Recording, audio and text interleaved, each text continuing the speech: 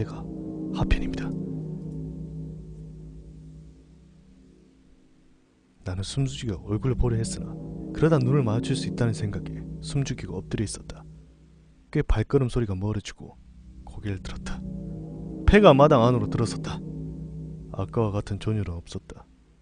난 결국 내 호기심을 이겨내지 못했다. 문을 열어보니 알 수 없는 끔찍한 악취와 함께 두 개의 방문이 보였다. 난 가까운 방부터 열어보기로 하고 이미 살짝 열려있는 방 문을 조심스레 열어보았다. 이불이 깔려있었다. 누군가 방금 이 자리에 누워있었던 것처럼. 난 두 번째 방을 향해 걸어갔다. 아마 이 방에서부터 악취가 풍겨나온 것 같았다. 변냄새가 나는 듯 하면서 비린내가 났다. 난 방문을 열려다 허공을 맴도는 내 손 때문에 문이 없다는 것을 알아차렸다. 너무 끔찍한 어둠이었다. 난 본능적으로 벽에 손을 가져가 불을 켜 스위치를 찾아 더듬거렸다.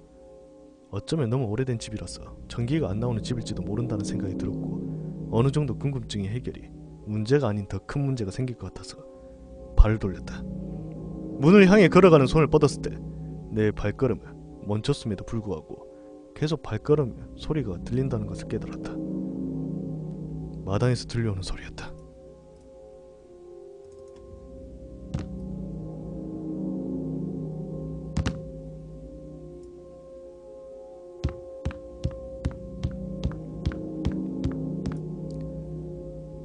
나는 그 어두운 방 안으로 뛰어들어가 무언가에 부딪혀 쓰러졌다.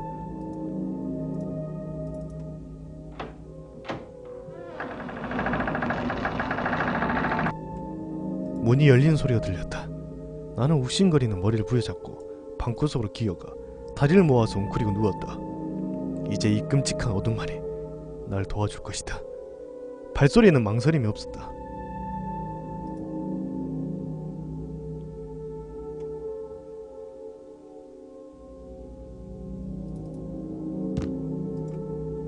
갑자기 한 줄기의 빛이 내가 있던 방 가운데를 갈랐고 난 이제 한 줄기의 어둠이라는 희망을 놓쳤다.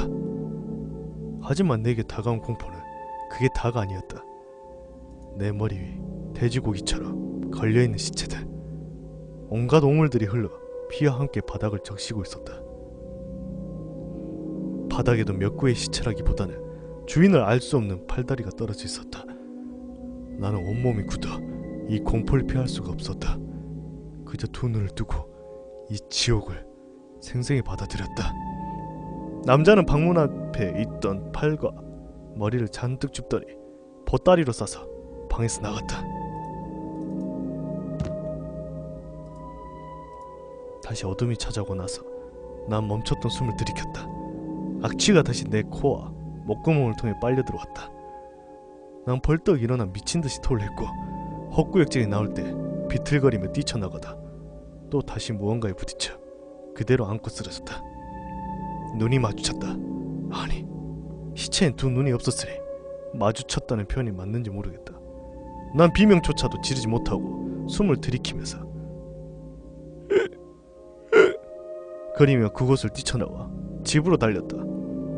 하지만 난 곧 집으로 가는 걸 포기하고 멈춰섰다. 집에는 불이 켜져 있었다. 그 지옥같은 방에서 날 찾던 눈동자 같은 불빛처럼. 그리고 난 떠올랐다. 낮에 그 집에서 나오는 이장님과 아버지의 얼굴, 아무것도 없었다는 아버지, 그리고 괜찮냐는 말보다 이상하게 무엇을 보았냐며 강하게 다그치던 어른들. 아마 이런 무수한 의문들이 날 저곳으로 이끌었는지 모르겠다.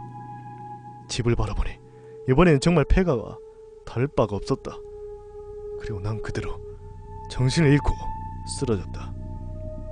그리고 눈을 떴을 때 익숙한 창문을 보고 내 방 안임을 알 수가 있었다. 지옥의 그 남자와 아버지가 나란히 앉아 뉴스를 보고 있었다.